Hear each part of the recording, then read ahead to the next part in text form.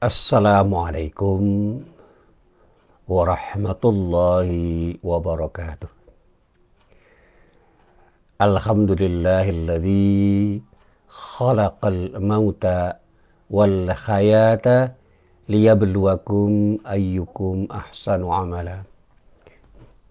Asyhadu an la ilaha illallah wahdahu la syarikalah wa asyhadu anna Muhammadan abduhu wa rasuluh. Allahumma salli wa sallim ala nabiyyina Muhammad wa ala alihi wa sahbihi wa man wala, amma ba'd. Para jamaah yang dirahmati Allah, alhamdulillah kita ucapkan puji syukur kita kehadirat Allah Subhanahu wa taala yang telah memberikan kenikmatan yang tidak terhingga kepada diri kita. Dan mudah-mudahan kita senantiasa menjadi orang yang selalu bersyukur atas kenikmatan yang telah diberikan oleh Allah pada diri kita. Dan dengan sikap syukur kita, mudah-mudahan Allah berkenan memberikan tambahan kenikmatan kepada diri kita semua. Amin.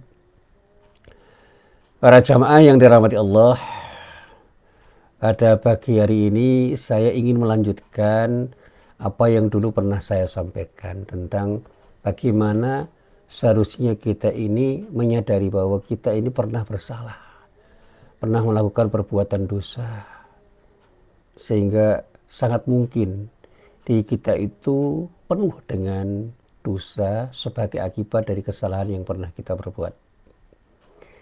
Apakah dosa itu adalah dosa yang terjadi sebagai akibat dari tindakan kita yang betul-betul kita sengaja dan kita sadari, atau tindakan-tindakan yang kita lakukan dengan kelalaian kita dan kita baru sadar setelah kita mendapatkan dampak buruk dari perbuatan tidak baik yang pernah kita kerjakan. Dan saya selalu mencontohkan diri saya, bukan untuk apa-apa. Yang pertama, saya ingin apa yang saya katakan itu tidak menyinggung perasaan orang. Yang kedua, sama sekali saya tidak ingin mengatakan diri saya itu seperti ini untuk sesuatu yang terkait dengan keinginan saya untuk mendapatkan pujian dari orang. Naudzubillah min dzalik. Mudah-mudahan saya tidak menjadi orang yang ingin mencari pujian, dan mudah-mudahan saya terhindar dari sikap riya, sum'ah, dan segala macam tindakan yang membuat amalan saya itu menjadi amalan yang tidak diterima oleh Allah Subhanahu wa taala. Dan bahkan saya katakan kalau dengan apa yang saya katakan, dengan apa yang saya lakukan itu, saya justru mendapatkan celaan, cacian, makian, dan bahkan kemudian penghinaan. Saya justru akan semakin berterima kasih kepada orang yang telah melakukannya, karena dengan begitu saya semakin sadar tentang kekurangan-kekurangan yang ada pada diri saya. Saya ingin berterima kasih kepada para penghina saya, kepada para pencela saya, orang-orang yang melecehkan saya, karena dengan begitu saya lebih bisa mengerti tentang kekurangan-kekurangan yang ada pada diri saya, dan saya punya kesempatan untuk memperbaiki apa yang kurang dari diri saya. Ini yang selalu saya sampaikan. Dan sekali lagi mudah-mudahan ini semua mendapatkan ridho dari Allah Subhanahu wa taala. Para jamaah yang dirahmati Allah, ada satu ayat yang berkali-kali saya coba untuk saya renungkan, yaitu satu ayat yang terdapat di dalam surah Luqman, yaitu pada ayat 15. Di dalam ayat itu Allah berfirman, A'udzubillahi minasyaitonirrajim. Wa in jahadaka ala an tusyrika bi ma laysa laka bi ilmun fala tuti'huma wa sahibuhuma fid dunya ma'rufa wattabi' sabila man anaba ilayya thumma ilayya marji'ukum fa unabbi'ukum bima kuntum ta'malun. Ayat ini adalah ayat yang seringkali saya kaitkan dengan bagaimana kita itu menjadi orang yang bisa menghindarkan diri dari syirik. Dan pada saatnya juga saya kaitkan dengan bagaimana kita itu berbuat baik kepada orang tua kita. Nah, kenapa ini saya kaitkan? Seringkali karena kita ini ingin berbuat baik pada orang tua atau pada orang yang kita hormati, kita lupa bahwa ada yang terpenting di antara yang penting, yaitu bagaimana kita membangun sikap tauhid untuk tidak terjebak pada syirik. Karena bukan tidak mungkin orang yang kita cintai, orang yang kita hormati, orang yang kita anggap sebagai orang yang harus kita taati itu mengajak kita untuk melakukan sesuatu yang mengakibatkan kita terjebak pada syirik. Termasuk kedua orang tua kita. Nah, ketika kedua orang tua kita itu mengajak kita untuk berbuat sesuatu yang justru dengan perbuatan itu kita akan keluar dari sikap tauhid kita, kita harus bisa menolaknya.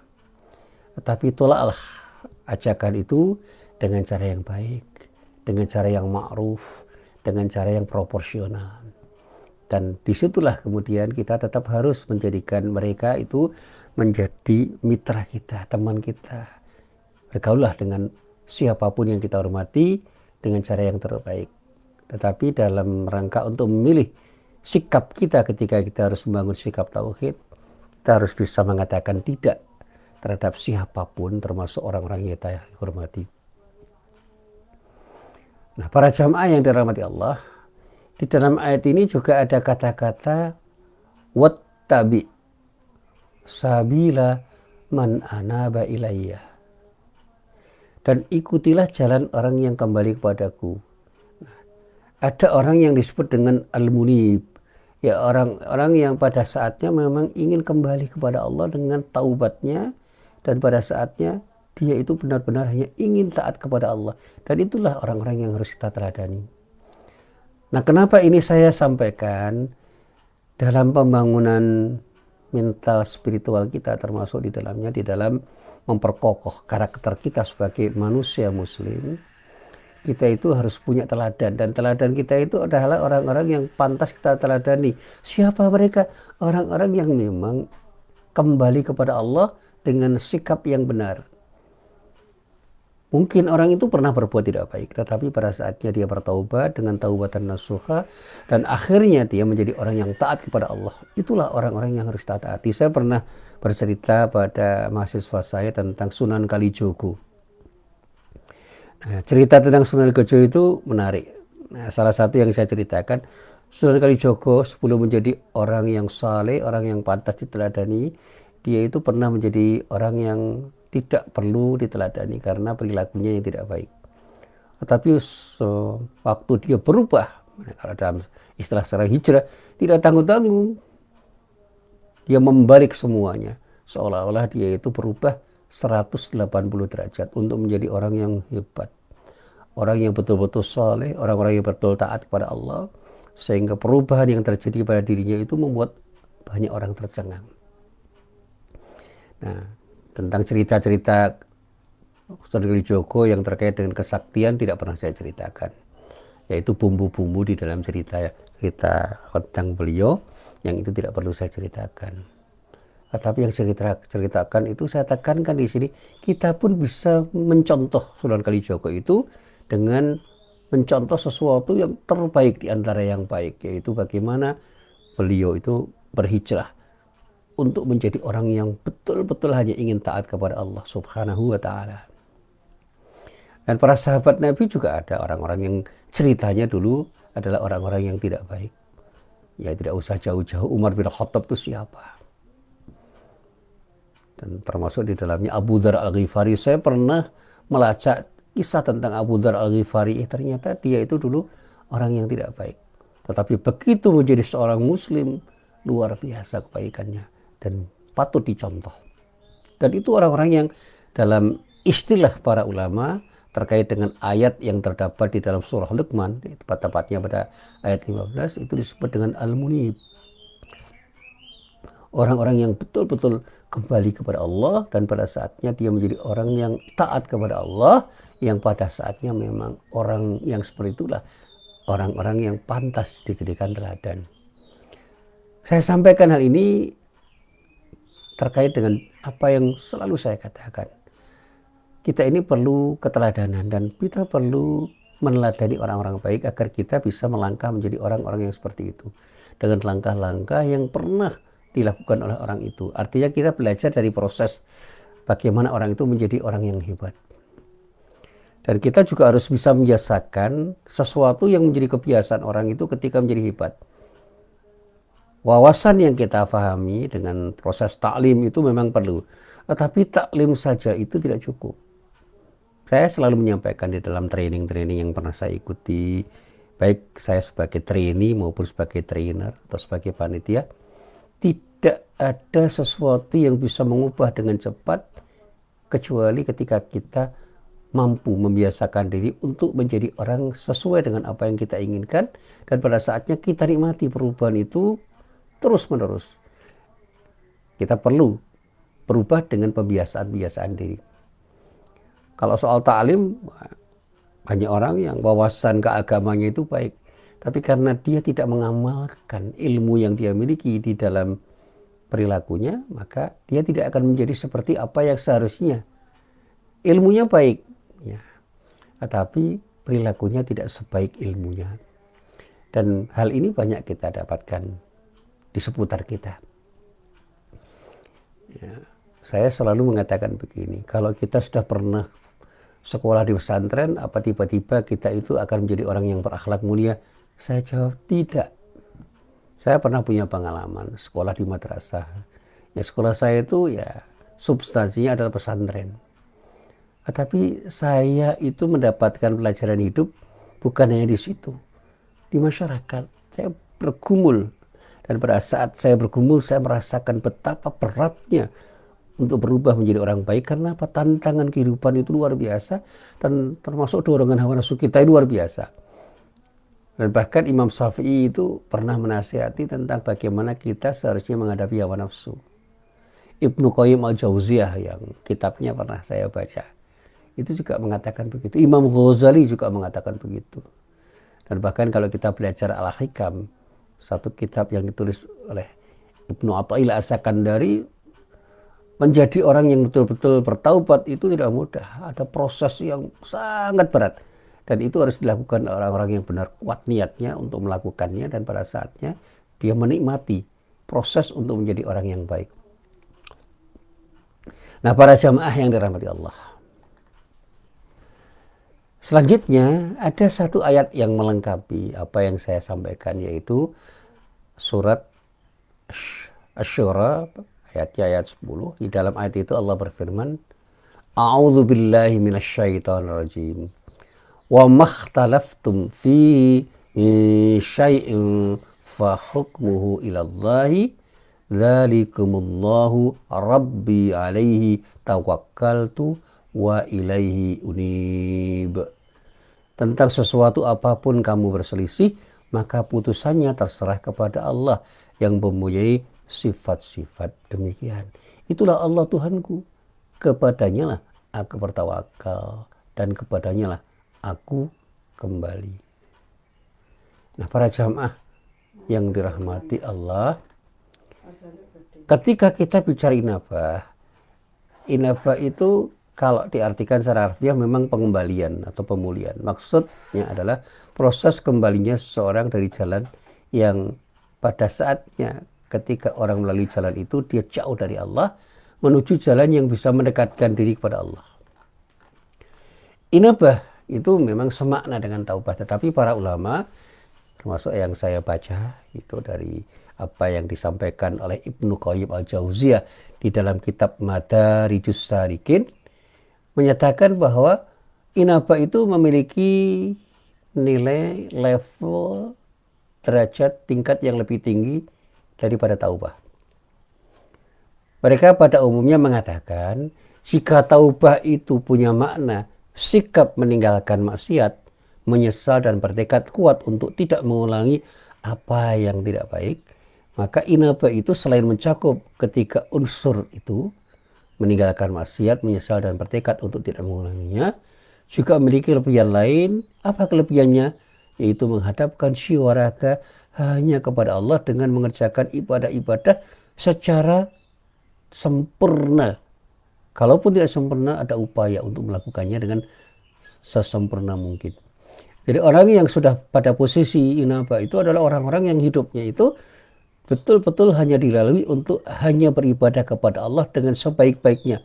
Jiwa raga, dia ingin melakukan tindakan yang paling baik dalam rangka untuk beribadah kepada Allah. Nah, seseorang yang meninggalkan perbuatan maksiat kemudian bertekad untuk tidak mengulanginya lagi dan menyesali perbuatan yang telah dilakukannya dan terus konsisten dalam beribadah, nah orang itu yang disebut di dalam bahasa Ibnu Qayyim al-Jauziyah dengan sebutan taib, pelaku taubah. Akan tetapi setelah bertaubat itu kok dia terus berusaha untuk memperbarui sikap dengan menghadapkan diri kepada Allah dengan ibadah yang sungguh-sungguh dan tidak betul-betul melakukan tindakan yang bisa menjauhkan dirinya dari Allah. Itulah yang kemudian oleh Ibnu Qayyim al-Jauziyah disebut dengan al-munib, yaitu orang yang betul-betul kembali untuk hanya beribadah kepada Allah, berinabah pada Allah. Dan orang-orang yang betul-betul kembali kepada Allah dengan sikap itu sebagai al-munib, itu adalah orang-orang yang betul-betul yakin bahwa Allah itu maha penerima taubat dan mencintainya karena dia betul-betul hanya ingin beribadah kepada Allah. Nah, para jamaah yang dirahmati Allah, di dalam sebuah khutbah yang saya berikan di sebuah masjid beberapa Jumat yang lalu, saya mengatakan bahwa ketika kita membaca surat Al-Hujurat ayat 12 misalnya, ayat itu mengisyaratkan bahwa Allah itu penerima taubat dan mencintai orang-orang yang bertaubat dengan rangkaian kalimat innallaha tawwabur rahim. Nah, kaitannya memang dengan banyak hal. Nah, andai kata kita pahami bahwa titik puncak taubat itu ada pada inabah, maka tentu saja Allah akan sangat mencintai al-munib, orang-orang yang berada pada titik puncak taubat itu. Saya mengatakan kembali pada para jamaah itu beberapa hal yang terkait dengan konsep inabah itu. Kita bisa menyimak misalnya pada firman Allah yang terdapat di dalam surah Az-Zumar ayat 54. Di dalam ayat itu Allah berfirman, wa anibu ila rabbikum wa aslimu lahu min qabli ayyatiyakumul adzabu thumma la tunsurun. Dan kembalilah kamu kepada Tuhanmu dan berserah dirilah kepadanya sebelum datang azab kepadamu. Kemudian kamu tidak dapat ditolong lagi. Nah, para jamaah yang dirahmati Allah, ayat ini memang ayatnya pendek. Redaksinya itu sederhana, tetapi oleh para ahli tafsir ditafsirkan dengan penafsiran yang panjang.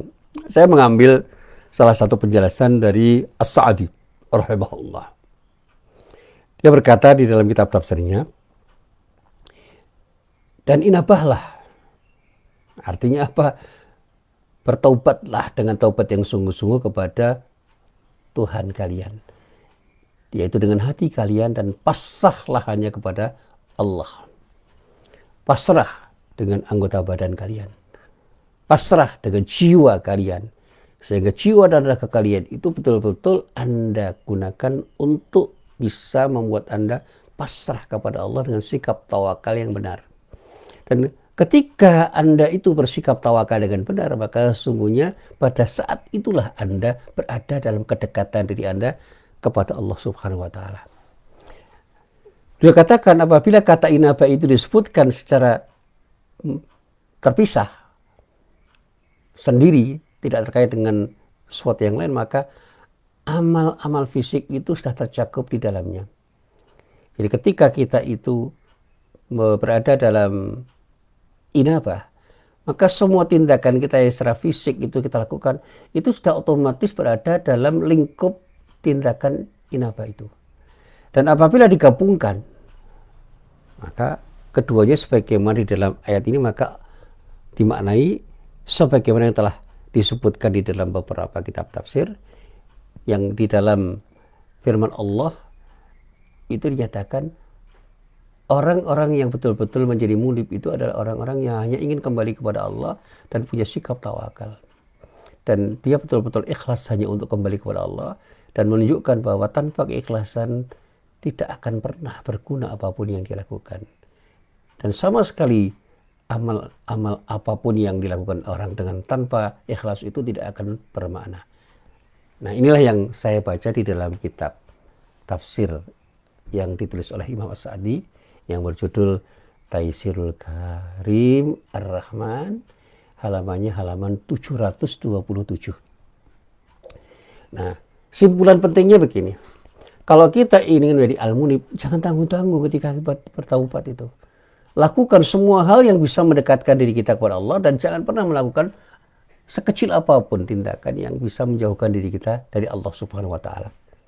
Dimanapun dan kapanpun, itu sebuah proses yang harus kita lalui. Siapapun yang berada pada perilaku yang seperti itu, berarti dia sudah berada pada tempat di mana dia itu benar-benar ingin kembali kepada Allah dengan sungguh-sungguh. Allah bahkan menggambarkan bahwa orang yang betul-betul ingin bertaubat dengan taubat yang seperti itu adalah orang-orang yang benar-benar akan mendapatkan ridhonya. Dia hanya akan mendapatkan pahala dari Allah dengan pahala yang terbaik dan pada saatnya akan mendapatkan surga yang dijanjikan oleh Allah. Orang-orang yang punya khasyah, rasa takut kepada Allah, yang karena rasa takutnya dia ingin dekat selalu kepada Allah, dan pada saatnya betul-betul dia ingin kembali kepada Allah dengan sungguh-sungguh sehingga jiwa raganya itu dia curahkan untuk hanya ingin beribadah kepada Allah Subhanahu wa taala. Allah menggambarkan dengan gambaran yang sangat indah dengan tafsir kabar gembira yang diberikan kepada orang-orang yang disebut al-munib itu dengan kata-kata yang indah. Misalnya bisa kita baca di dalam surat Az-Zumar ayat 17. Di dalam ayat 17 surat Az-Zumar itu Allah menyatakan, "Walladzina ijtanibut taghuta ayya'buduha wa anabu ilallahi lahumul busyra fabasyir ibad." Dan orang-orang yang menjauhi taghut, yaitu sesuatu yang disembah selain Allah, tidak menyembah kepada taghut, yaitu Tuhan-Tuhan yang dipertuhankan, yang itu semua adalah sesuatu yang bisa membuat kita terjebak pada syirik dan hanya ingin kembali kepada Allah saja, maka bagi mereka itu akan mendapatkan busyra, kabar gembira dari Allah, sebab dia hanya akan mendapatkan yang terbaik dari Allah. Dan sampaikanlah berita itu kepada hamba-hambaku, ini perintah Allah kepada Nabi Muhammad SAW. Bagaimana orang-orang yang bersikap seperti itu adalah orang-orang yang betul-betul akan mendapatkan sesuatu yang terbaik kepada Allah. Nah, Ibnu Qayyim al-Jauziyah itu membagi inabah itu menjadi dua macam.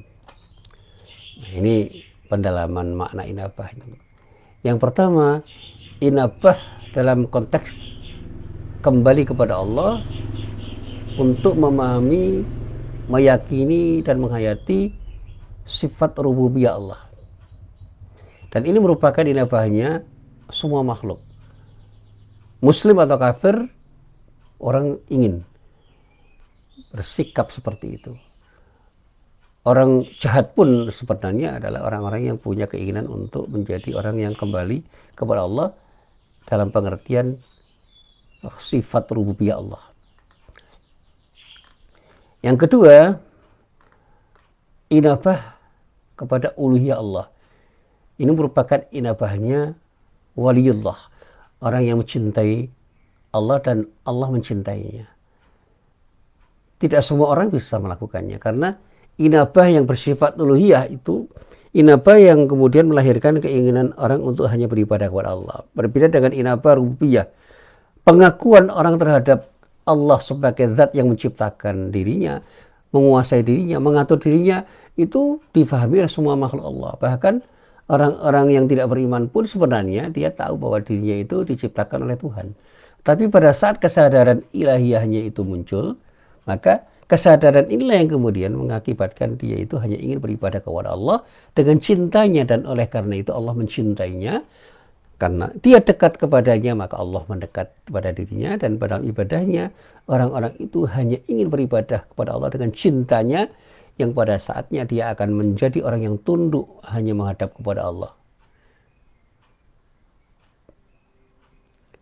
Dan disinilah kalau kita mau membaca lebih lanjut bahwa inabah itu memang menjadi sesuatu yang indah, karena orang yang berada dalam inabah itu hanya ingin kembali kepada kebenaran yang datang dari Allah.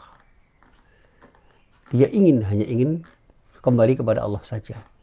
Dan kembalinya kepada Allah itu mengakibatkan dia ingin keluar dari dosa dan kesalahan yang pernah dia perbuat. Dan dia merasa tidak nyaman dengan kesalahan-kesalahan yang dia perbuat.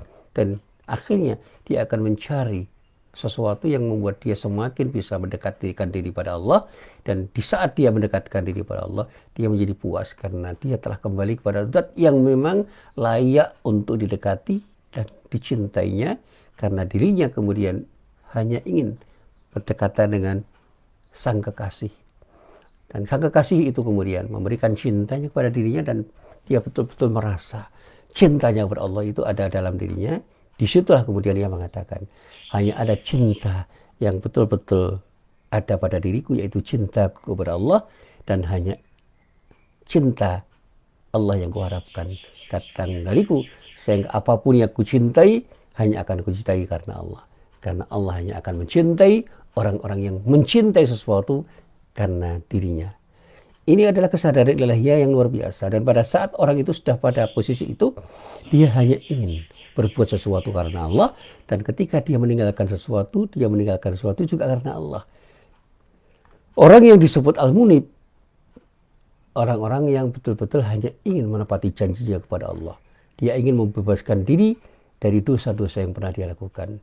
Dia tidak akan pernah mengabaikan perintah-perintah Allah, yang kemudian dia hanya ingin sekali lagi taat kepada Allah dengan meninggalkan kemaksiatan yang pernah dilakukannya, dan kembali kepada Allah dengan ibadah-ibadah yang dia lakukan dalam rangka untuk mendekatkan diri hanya kepada Allah Subhanahu wa Ta'ala.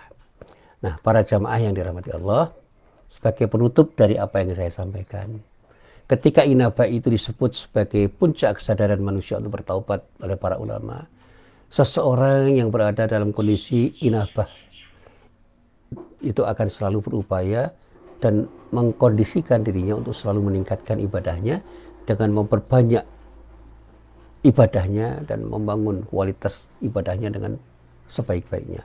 Dia akan selalu ingat kepada Allah dan mendekatkan diri dengan tindakan apapun yang bisa mendekatkan dirinya kepada Allah. Dia selalu akan menjaga dan menjauhkan diri dari berbagai macam perbuatan dosa, sekecil apapun dosa yang akan dilakukannya itu, dan hanya beramal soleh seoptimal mungkin untuk mendapatkan ridha Allah. Dalam sikap dari perilakunya, seorang yang betul-betul bertaubat dengan sikap inabah ini akan menjadi orang yang disebut munib. Orang-orang yang hanya ingin kembali kepada Allah, dia akan selalu menunjukkan diri sebagai orang yang taat kepada Allah, dan dalam seluruh kehidupannya dia betul-betul hanya ingin menunjukkan bahwa dialah orang yang dekat kepada Allah. Karena itu tidak sekecil apapun tindakan maksiat yang dilakukannya. Karena kedekatannya kepada Allah, dia tergiring menjadi orang yang selalu beramal soleh. Karena dirinya selalu berkeinginan untuk membangun keikhlasan dalam beribadah hanya kepada Allah Subhanahu wa Ta'ala. Inilah apa yang bisa saya sampaikan. Mari kita renungkan dalam-dalam, dan mudah-mudahan seperti inilah sesuatu yang kita dapatkan, dan disinilah kemudian kita akan mendapatkan kenikmatan hidup, karena kita benar-benar menjadi seorang hamba yang dekat kepada Allah karena kedekatan Allah pada diri kita, sehingga kita merasakan nikmatnya ketika kita hadir di sisi Allah dan menikmati kehadiran Allah pada diri kita. Billahi taufiq wal hidayah. Wassalamualaikum warahmatullahi wabarakatuh.